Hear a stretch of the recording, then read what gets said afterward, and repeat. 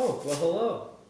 So today we're going to continue on. I just had a little video I made about vector diagrams. Vector diagrams intro is the name of it. But this next video is going to be following up on that. This could be watched independent of it. But we're going to talk about a basic introduction to distance versus time graphs, velocity versus time graphs, and then acceleration versus time graphs.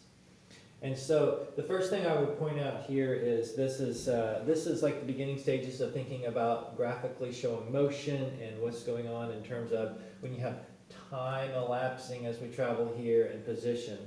Well, what the story we really like to be looking at and thinking about and telling is in the terms of a graph such as this. And so what you want to think about is if distance is on the y-axis and time is on the x-axis, you should be able to quickly look at it and have a basic understanding of what's going on with that motion. And so up here, if we notice that at zero, this is essentially you can kind of think of it as a t-chart, because if I jump, switch around here, we can sort of think about this as 0 meters, and then this would be 1 meter. Now think about it, it is 2 meters. 3 meters, 4 meters, if this was the distance it would be traveling.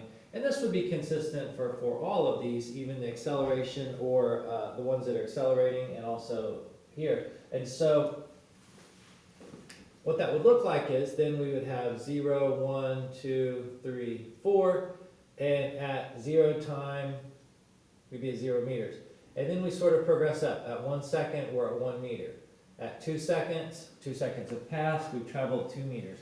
And what we would see here, if we did this, we would end up with essentially a straight line that would represent this constant velocity. In fact, straight lines on distance versus time graphs do show constant velocity. If we did put the same information from this second one on here, so if we had 0, 0 time, we would end up with a little bit of a different shape, because whereas after 1 second has passed here, our distance is nowhere near 1 second, and I'm just going to kind of make up, but try to estimate, but it'd probably be something like this. 2 seconds, we're probably closer to that 2 meter mark. 3 seconds,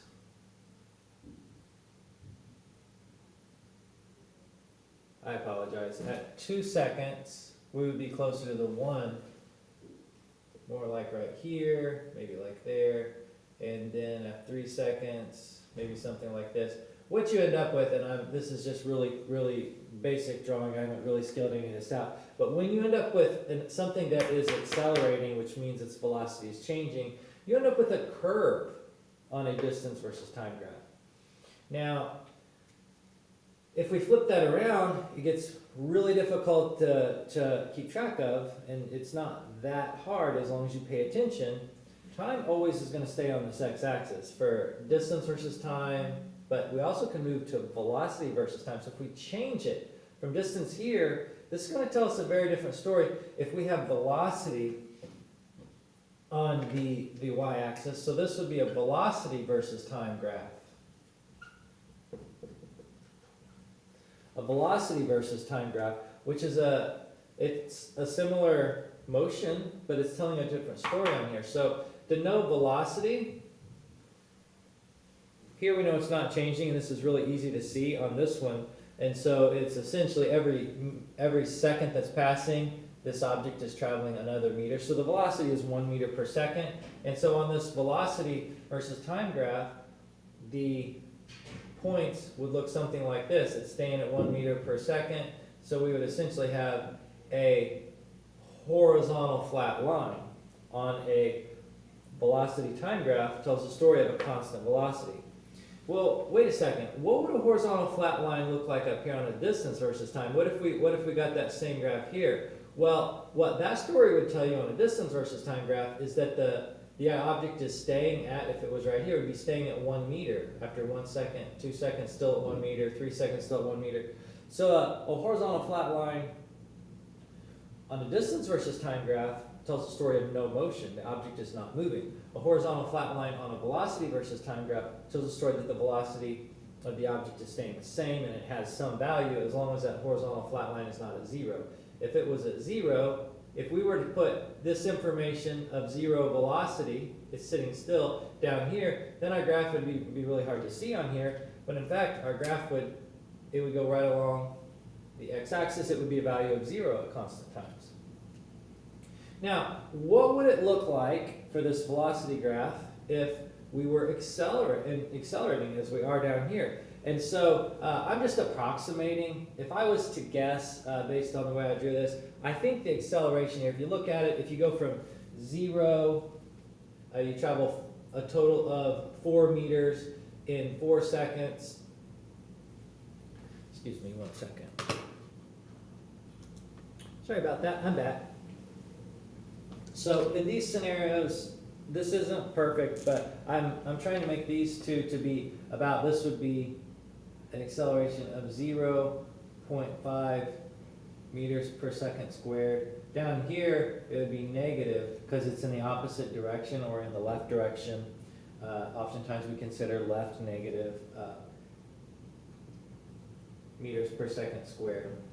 Well, what that would look like here is if the velocity is changing, well, what's its initial velocity? Well, if it's accelerating down here, in this case, its initial velocity is 0 at 0 time.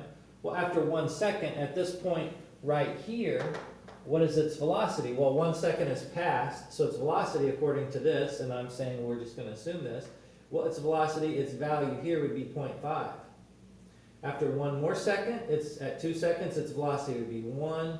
After 3 seconds, 1.5. After 4 seconds, it would be at 2. And so as you can see here, on a velocity versus time graph, if an object is accelerating, you end up with a straight line, whereas on a distance versus time, you end up with that straight line if it's at a constant velocity. So this makes a big difference telling us a story, and it's understandable. It's tricky, but it's understandable if you think about what these values mean. Now, if we continue on with this third thing, and I'm going to draw this graph over here just because I didn't really have a great space down here. But the third thing we can do here is the third type of graph we want to think about is an acceleration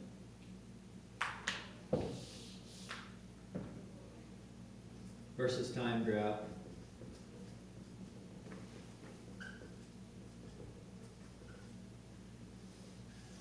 What would that look like?